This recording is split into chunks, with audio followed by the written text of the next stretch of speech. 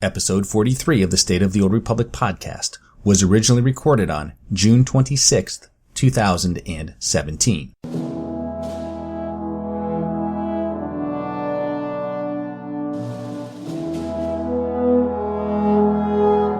It's the State of the Old Republic podcast.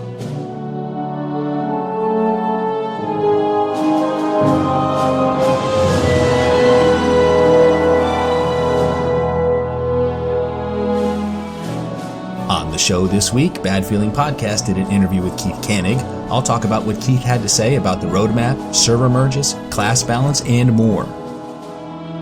Communication was the topic of the week on the SWTOR forums. I'll talk about how they gather, analyze, and apply that feedback to the game. And finally this week, I'll do another round of SWTOR Potpourri for 200 as I discuss a few random bits from the forums.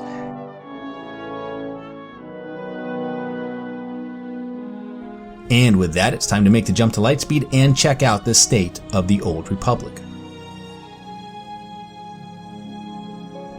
Well, welcome to episode 43 of the State of the Old Republic podcast. I'm your host, Ted, and as you heard in the opening, I have another terrific show lined up for you today.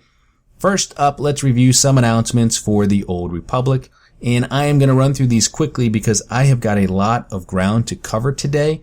So, the summer of SWTOR is here and it is happening. So here are some of the events going on this summer. The Nar Shaddaa Nightlife event, in case you've forgotten, is still going on. Will run all the way through sometime in August. Bounty Contract Week is here, and it's going to run from June 27th through July 11th, making it a Bounty Contract fortnight. And there will be a Double XP and Double Valor event that runs from July 1st through the 5th. Game Update 5.3 will go live later in July, likely on the 11th, 18th, or 25th. Take your pick. And finally, Game Update 5.4 will go live sometime in August. And that's all of the announcements that I have right now. So let's slice the holonet and review the news this week. Now, if you don't listen to the Bad Feeling podcast, then you are doing it wrong.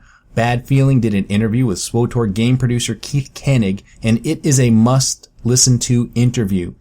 Now, I'm not going to cover everything Keith had to say, but he did talk about how they plan the roadmap, server merges, class balance, and overall communication, and I wanted to comment on these since many of these topics came up on the forums this week.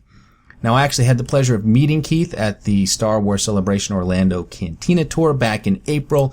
And of course, I asked him all of the hard questions like, hey, these t-shirts you're handing out are really nice. Why don't you guys make more SWTOR swag? And of course, I asked if I could have another drink ticket, please. So that's how I roll here, folks. That's how I roll. But lucky for you, Bad Feeling asked about the things that are weighing on everybody's minds these days.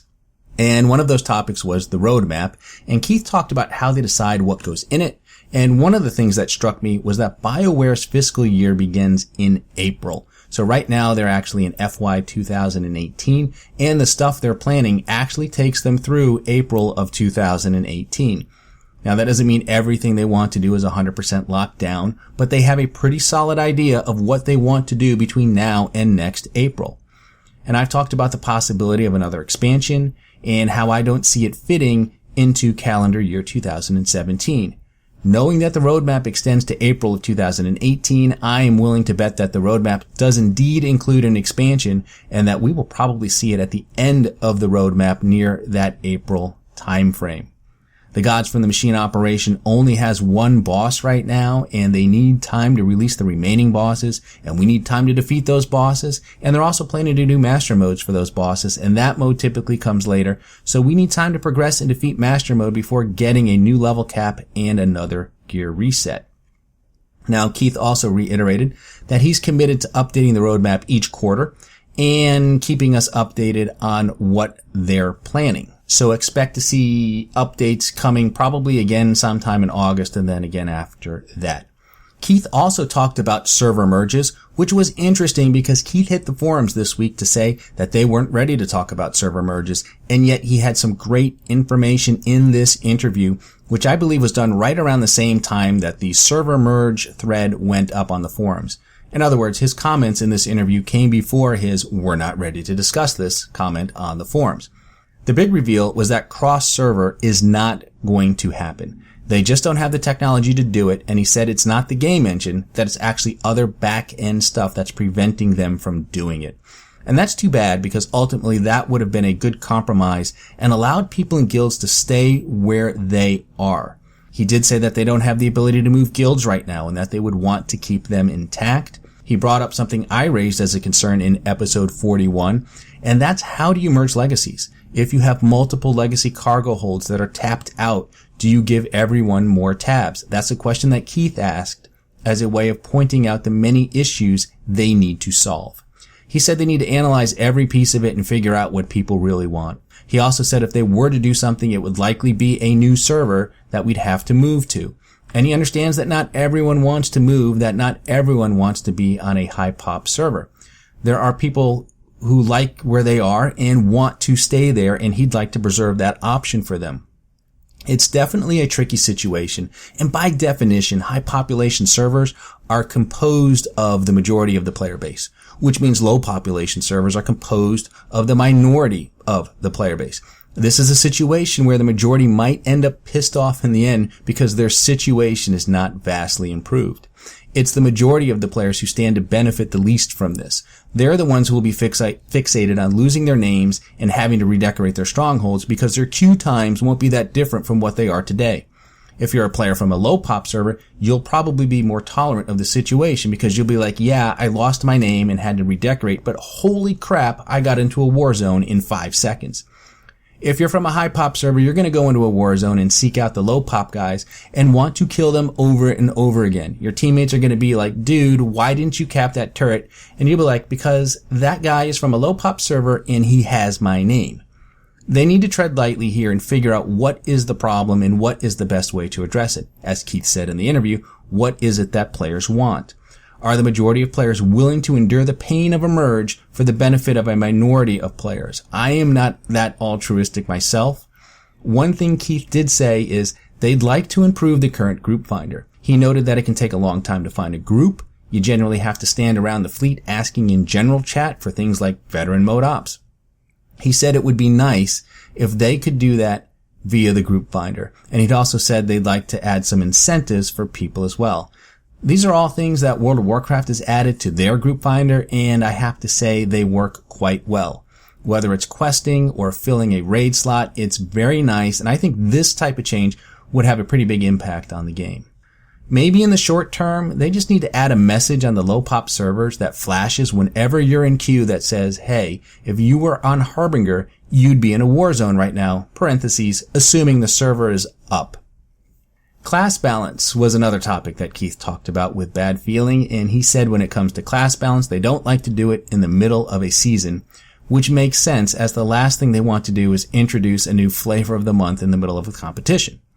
He said the biggest changes should be coming in game updates 5.3 and 5.4, and then they'll continue to tweak things after that. This could very well be a 3-month process and even an ongoing process. He said that they look at what needs to be nerfed, what needs to be buffed, and what needs to be slightly tweaked, and then they prioritize based on that. In fact, Eric Musco posted on why they buff and nerf rather than just buff everything, and to that he said, the main point you need to understand is that we balance classes/disciplines based on specific DPS, HPS, and DTPS targets. Now, those balance targets not only dictate class/discipline balance, but they dictate balance across all combat in the entire game. Every mission, operation, boss, piece of gear, and more is all factored around those balance targets. Let's say that our hypothetical target for ranged burst is 1000 DPS, and that Arsenal mercs are currently performing at 1200 DPS. This means that they are killing everything in the game 20% faster than we intended them to. And he writes that like it's a bad thing, but I don't know. And again, that's every boss in every mission. The inverse is true of classes that have lower than desired DPS. If we took every class and moved it so that it was equal to the highest performing one, now everyone would be way stronger than we intended based on our balanced targets. PvE content in general would become too easy. The time to kill in PvP would go down quite a bit, making for less counterplay. The only way we would be able to move everyone up to the best class is if we simultaneously rebalance the entire game to be equal to that new target. That kind of thing typically only happens when we increase the level cap, as it is a massive undertaking. TLDR, the entire game's combat revolves around balance targets. To keep things in line, we have to move classes up or down to be around that target, or it throws things off greatly from their intended balance. And that's the key takeaway here, is that they balance around target DPS. And that is clearly the focus of what they're doing for game updates 5.3 and 5.4. In fact, they released the proposed changes for 3 more disciplines this week, and they were Pyrotech Powertech, Plasmatech Vanguard, which were buffed, Corruption Sorcerer and Seer Counselor, which were nerfed big time, and Virulent Sniper and Dirty Fighting Gunslinger, which were also nerfed. Now, I don't play any of these disciplines, so I'm not going to get into a lot of detail here. I can barely speak intelligently about Arsenal Mercs, which is my main, so there's no way I'll do any of these disciplines justice with my commentary other than to say that the Pyrotech/Plasmatech changes centered around bringing the discipline up to its target DPS, while the Corruption, Seer, and Virulent Dirty Fighting changes were centered around bringing those disciplines down to their target HPS/DPS respectively. So if you love the changes or hate the changes, there are plenty of avenues for you to provide feedback, which was the topic of the week on the forums. And Eric, Keith, and Charles all stopped by the forums and talked about feedback and where they get it, how they process it, and how it translates to changes for the game. And Eric kicked things off by talking about his role in the various sources they go to for feedback. And he said what he does is ensure the decision makers such as Keith and Charles understand the impact their decisions will have on the player base. He said, players come from all walks of life and play styles, and so it is extremely important we understand and consider everyone in our discussion. An example would be these very forums. Those of you who post here represent a small percentage of the overall player base. All are subscribers and lean towards a handful of specific, highly engaged playstyles. If we only looked at the forums, it would cover a narrow band of feedback. This in no way diminishes the immense value we garner from your participation here, so please don't take that as a slight. Now let's talk about some of the various places we get feedback. And Eric went on to note that their main sources of feedback include the official forums and SWTOR subreddit, which they view as similar, social media, mainly Twitter, the influencers, and focus groups. Now, there may be other sources for feedback but that covers quite a gamut of information. For my part, I don't visit the forums all that much. I do read a lot of what's on the SWTOR subreddit. I do like that, but I don't participate in that as much as I should.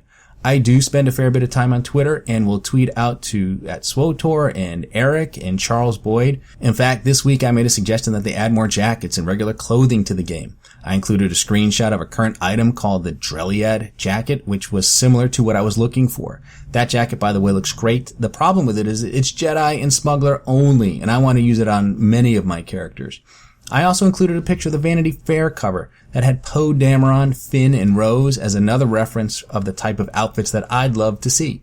And I got a simple reply from Charles Boyd saying, great idea. Now, is that going to translate into action? Are we going to see jackets and regular clothing come to a cartel pack near you? I have no idea. And I'm not expecting it to. I just planted a seed, I had an idea, and I presented it, and it was acknowledged. And that's all I can really ask. Now, when it comes to delivering feedback, Eric had this advice for the community.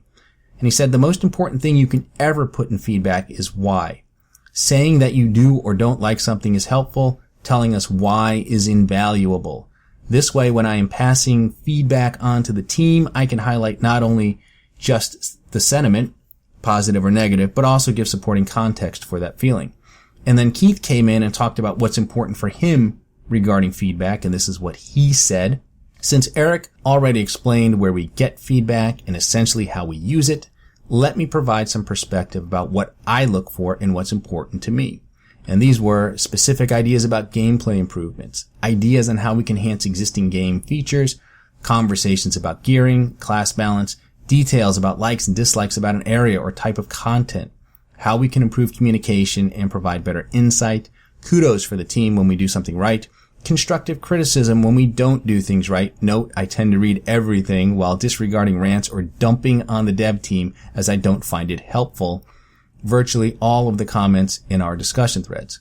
So what does any of that have to do with how does our feedback work? Everything. Specifically, I leverage all the feedback you provide. I personalize it by blending it into how I play the game.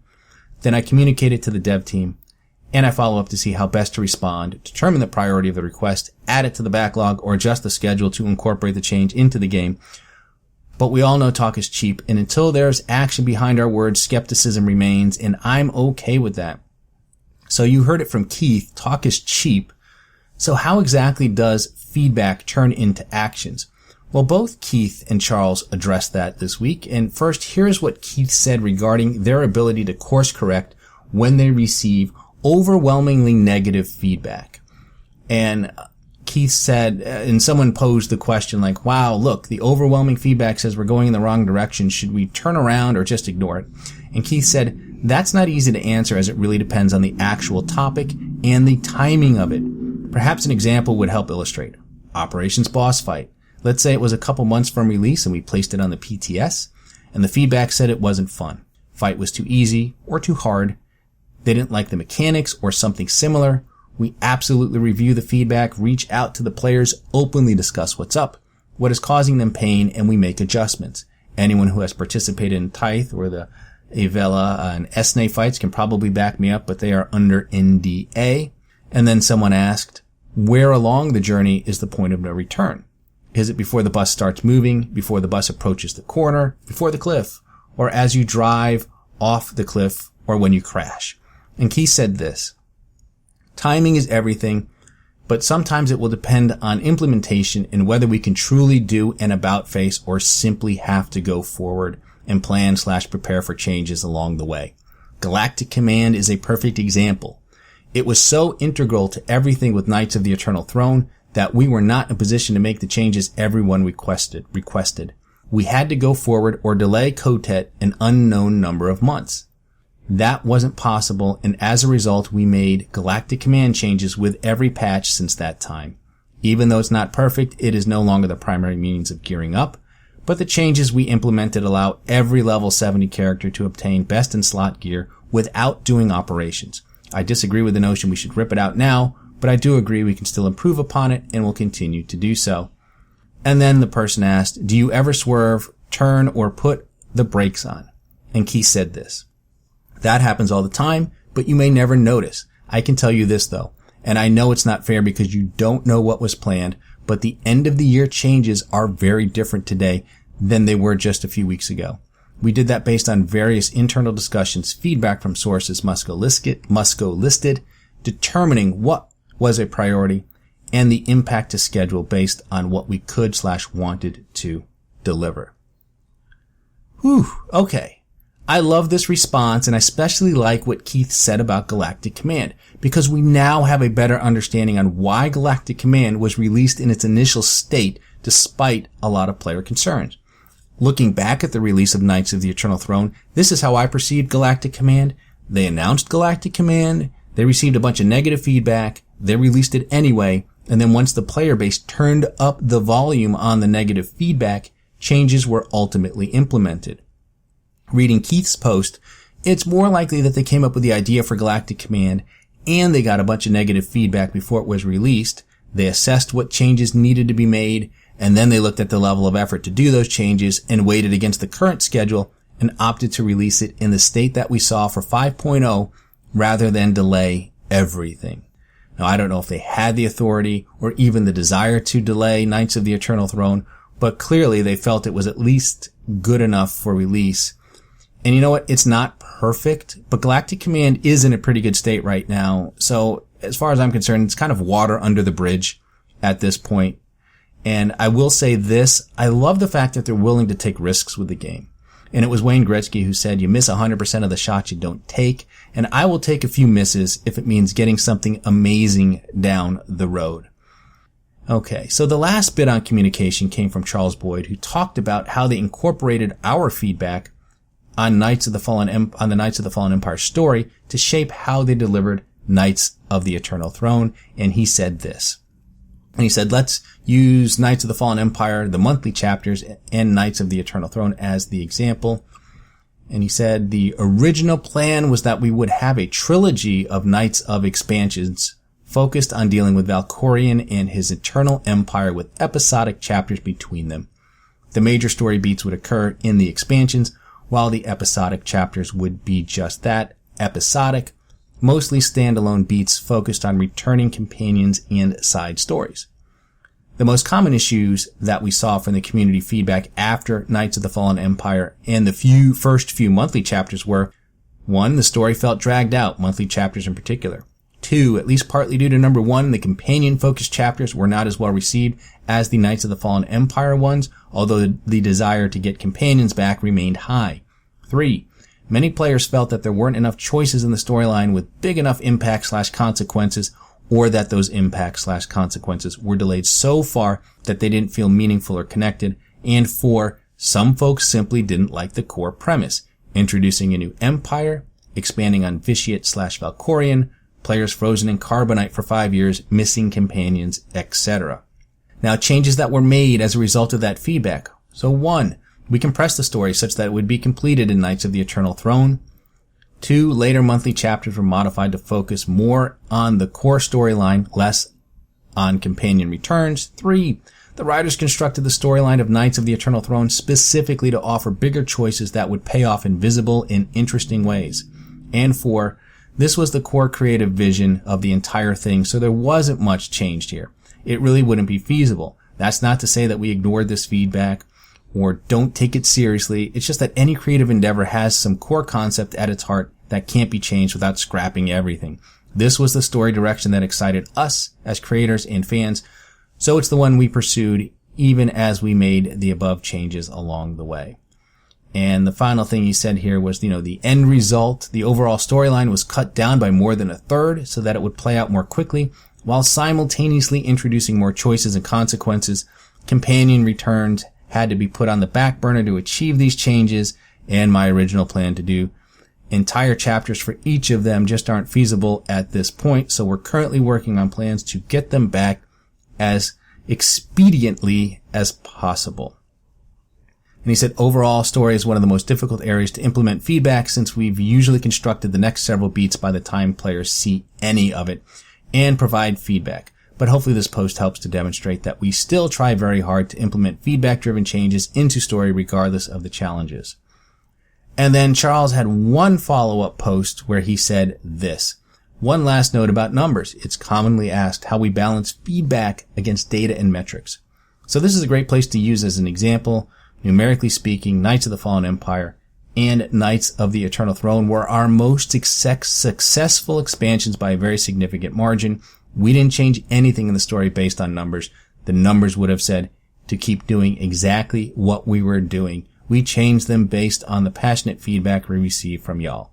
Regarding the story, in terms of what they come up with, it's like making a movie or a television show.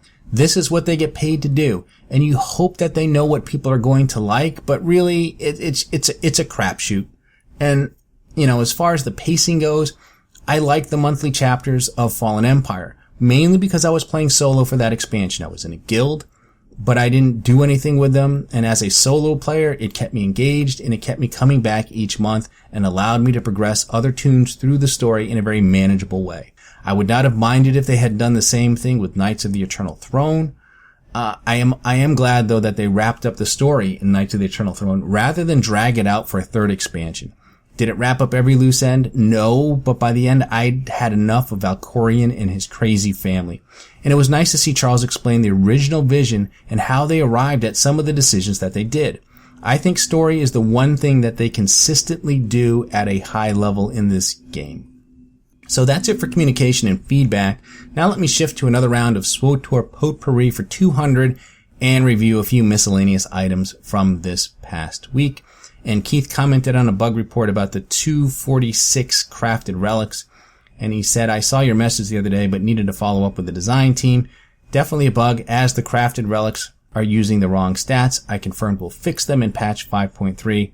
As also note, you will not need to remake your relics, so hang on to them as we'll apply the proper stats. So if you have crafted any 246 relics, don't vendor them, don't delete them, don't REM or anything. Just hang on to them and they will be corrected when Game Update 5.3 releases in July. Keith also addressed a question on add-ons for SWTOR, and his response was to a player who was saying add-ons are a bad idea, and here's what Keith said. Agreed. Plus the amount of coordination it would take with any third-party developers could be horrifying, and if they coded it wrong, it breaks the game. I think we do well enough on our own there, but definitely interested with improving the UI to make it easier for us healers, everyone. Now, as someone who plays World of Warcraft, a game that supports add-ons, I don't miss them at all in this game, and I think we're better off without them, and having gone 5 years without them, I think the ship has sailed on this one, so I really don't see a need for add-ons in this game. And finally this week, Eric Musco posted some changes for cartel packs that will go live with the Dreadlords pack on June 27th, and each pack will now contain 5 slots instead of the previous 4. And here's what each slot looks like. So slot 1 is a guaranteed new pack item, and these items are all of silver rarity or higher. Slot 2 will be any cartel market item of any rarity up to platinum. Armor sets will drop as complete sets, and grand chance cubes can drop in this slot. Slot number 3, any cartel market item of bronze or silver rarity. Armor sets will drop as complete sets, and grand chance cubes can also drop in this slot. Slot number 4 will be a companion gift, and slot 5, Jawa scraps. So I guess this is okay. That second slot seems a bit silly to me. It can drop any cartel market item of any rarity up to platinum or a grand chance cube, which if I understand grand chance cubes correctly, they can drop any cartel market item of any rarity up to platinum. So if you could get a chance cube from opening up a chance cube, this is exactly what it would look like. So unless the majority of people prefer to sell the grand chance cubes rather than open them, I think the slot should just drop an item and save you the extra click of opening the cube if that's what you get. I mean, I don't know how this stuff works. But I will say this, there are some nice items in that Dreadlord pack though, which does release on June 27th. So that's all I have for this week. Let me cue the music and congratulate you on surviving another half hour listening to episode 43 of the State of the Old Republic podcast. I'm your host, Ted, and I thank you for tuning in. You can find this podcast on iTunes, Stitcher, Google Play, YouTube, and Buzzsprout. You can also listen to the show directly from the show site, which is SWTORpodcast.com. And there is an RSS feed where you can subscribe to the podcast directly. If you have a question for the show, you can email me at SWTORpodcast@gmail.com. You can tweet your questions to @SWTORpodcast, and be sure to follow me on Twitter to get the latest information on the show, and look for episode 44 on July 4th, 2017. And remember the Sith code, cake is a lie.